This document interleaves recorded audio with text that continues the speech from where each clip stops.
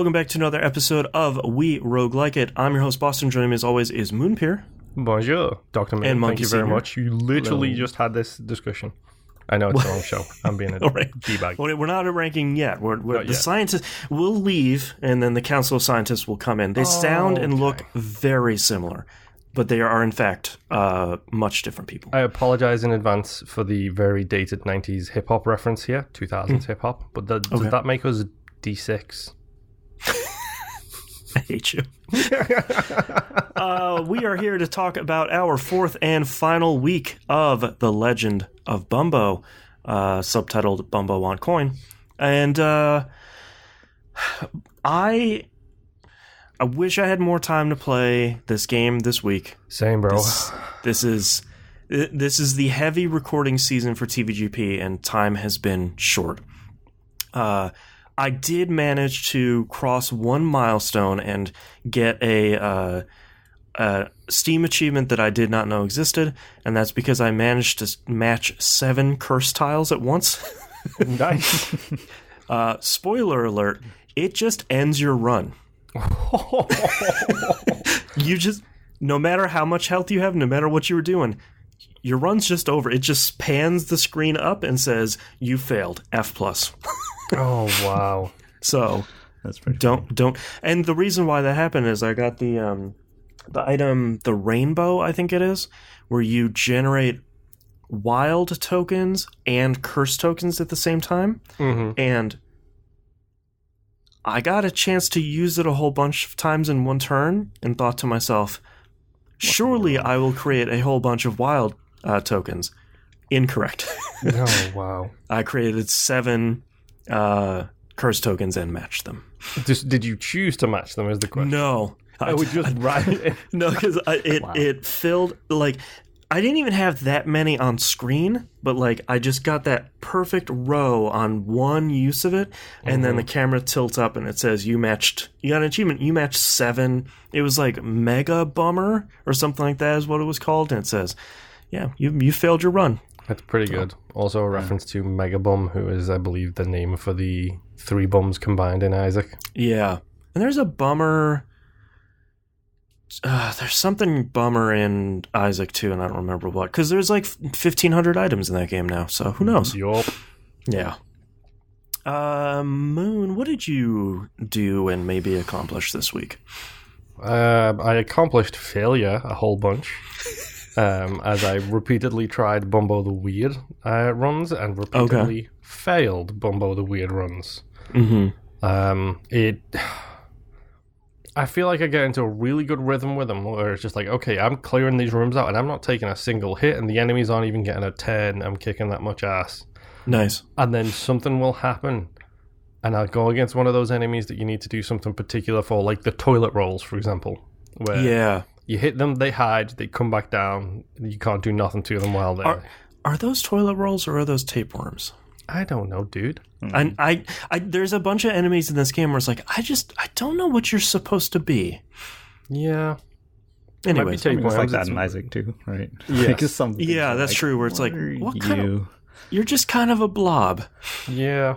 Yeah. I mean, either or would kind of fit in fine with the aesthetic. I mean... Yeah. Toilet roll or tapeworm doesn't really matter. But yeah, I'd just run against a room full of people and then I'd make stupid decisions and then die because I'm an idiot and I don't pay attention to what's going on. Like, he gets 2 turns by default and I'm just like, I'm going to attack people and get that extra move for the kill. And then 4 people are ready to attack me. And I'm like, oh. Oh, no. I've made a mistake. I should have been putting poop walls up, shouldn't I? That's the hardest. I feel like... When you start off Binding of Isaac, I feel like there's that... It's very much that mental block you got when you're playing Guitar Hero or Rock Band, where it's like, you see the solo coming, and you're like, oh no, and like the brain-to-finger communication fails. Same thing with Isaac, where it's like, it's okay if there's a room full of 10 champions, like, you can get out of it as long as you don't have a terrible run. I feel like I haven't beaten that mental block on Bumbo yet, where it's like, 4 enemies on screen are all going to attack in the same turn. I'm going to freak out. It's like, no, you can do, like, match poop, match boogers, like, try and use some of the skills you have to get more than 2 turns in this turn phase. I don't know what you want to call it, but 2 more actions in this turn. Perfect. There you go. But my brain is just sort of like, run away. Let's get out of here. It's not worth it. Like, I don't do well with puzzle games, generally speaking. And it's nothing against puzzle games. It's the fact that I am a very reactive kind of player. Like, you stick me on Dark Souls, you stick me on a really punishing video game, and people who listen and the cast themselves will tell you I'm pretty good at video games, as it turns out. I'm just really not that good about thinking 3 steps ahead. There is a reason I was never like a chess grand champion or really good at backgammon. It's because I think about the here and now. It's like, I'm good at Apex Legends. I can see someone, react to them, and shoot them and kill them pretty solidly. But when it comes to like matching 3, so the stupid rat in Puzzle Quest doesn't kill me on the first round, that's when I start making stupid mistakes. Yeah. I don't know. I'm probably going to keep playing this. I'm going to enjoy this a lot more as I train my brain better to be forward thinking in this kind of stuff. Right. Like, I don't need to think about the quickest way to clear a room. I need to think about the way to take the least amount of damage. And right. It's kind of the same issue I actually bumped into with Isaac, where between the two of us, whenever we did the daily runs, you would trounce me in not taking damage. But then I would beat you in like the speed or exploration. Yeah, stuff like that. It's like, I don't know what it is. I'm just like, yeah, hit me. Come on. I want you to hit me as hard as you can. Oh crap, my run is over. You're not always Samson. Unfortunately. Monkey, how about you this past week? So I had some interesting runs. I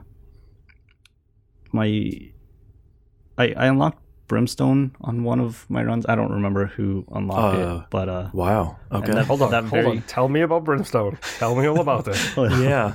And I managed to actually get it, the item, in my very next run after that.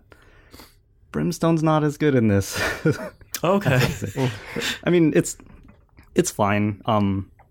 It takes 6 yellow mana, so it's very costly, and it hits 1 column for 3, and like that's Brimstone's not as good in this. He says that sounds pretty good.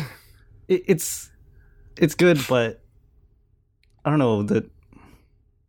Like when you get it in Isaac, you're like, oh, okay, I definitely win, like 100%. Yeah, exactly. But when I got it in this and I started using it, I'm like, I would rather use any of my other spells than Brimstone, because the other ones, like, I don't know, help.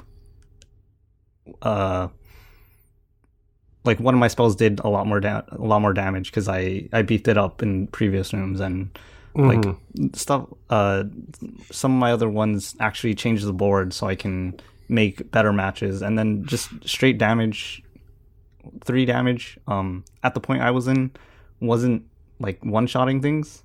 So I was like, okay. Yeah. To use the Isaac equivalent here, it sounds like you pumped everything else up.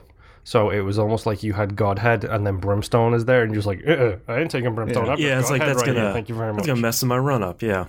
So yeah, like, it was cool. And that I managed to beat that run, and that was the run that I unlocked Everything is Terrible. All right. So, and that was earlier today. So I managed to get 1 run in after I unlocked Everything is Terrible, and it didn't feel too different. Okay, that's good. I don't know. I was expecting like. I think the first time you get Everything is Terrible in Isaac, it doesn't feel that different the first time you get it either. It's when you get the Everything is even more terrible that the things go really out the window. Yeah. So I'm curious if if he's going to drop the same stuff on us twice. And like, 10 runs down the line, Monkey's like, everything is more terrible and I hate it. Please, this is the worst. Yeah. I did do my first Bumbo the Dead run. Oh, okay. He's weird.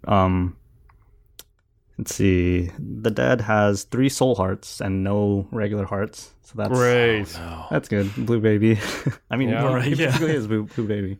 Okay. Because he is blue. He's the Dead. And he has 1 movement. Oh, even better. Yeah. Woof. But his spells are move one row to the right and then move one column down, and both of those cost 1 mana. And Okay.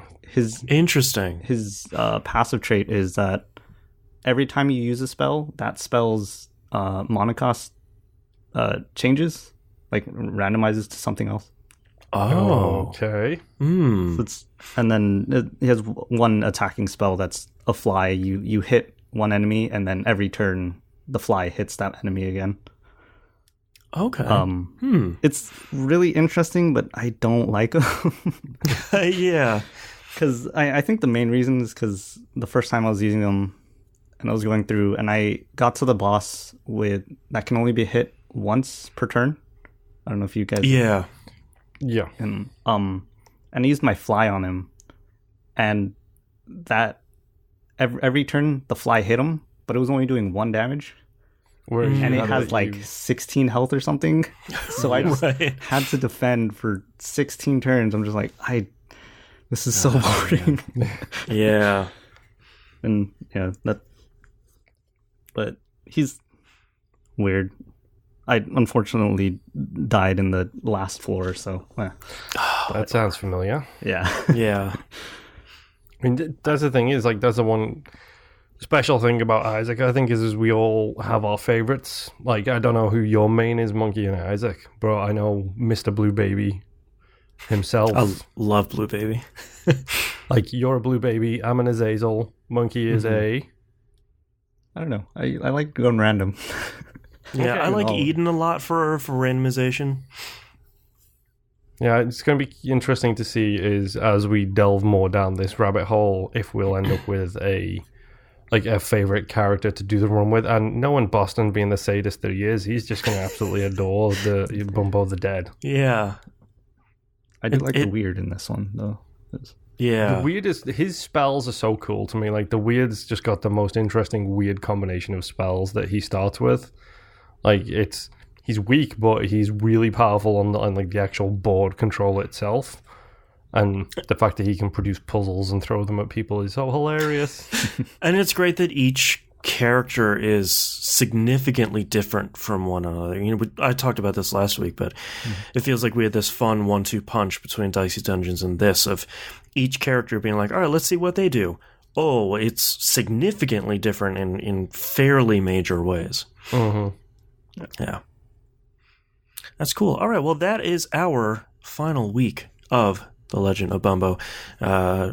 Next up, alongside this, will be the scientists coming in to rank this in the industry standard list of the best roguelikes of all time. You don't need another list.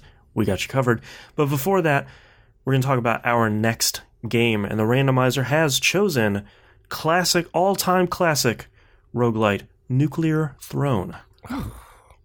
This came out for Windows, OS X, Linux, PS3, PS4, Vita, and Switch.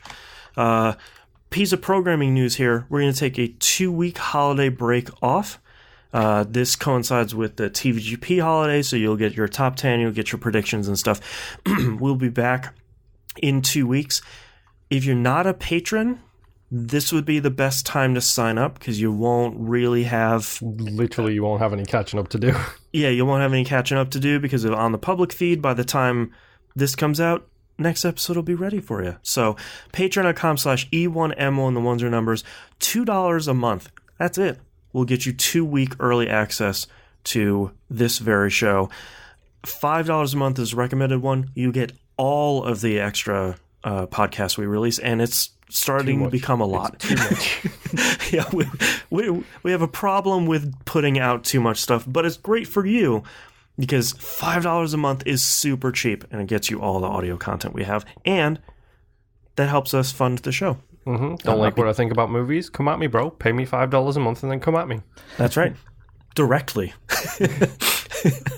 All right, so next game is Nuclear Throne. We're going to play that for probably 4 weeks.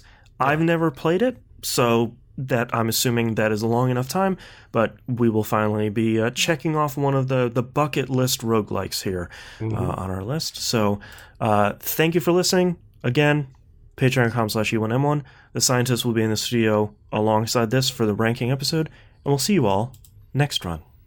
Bye.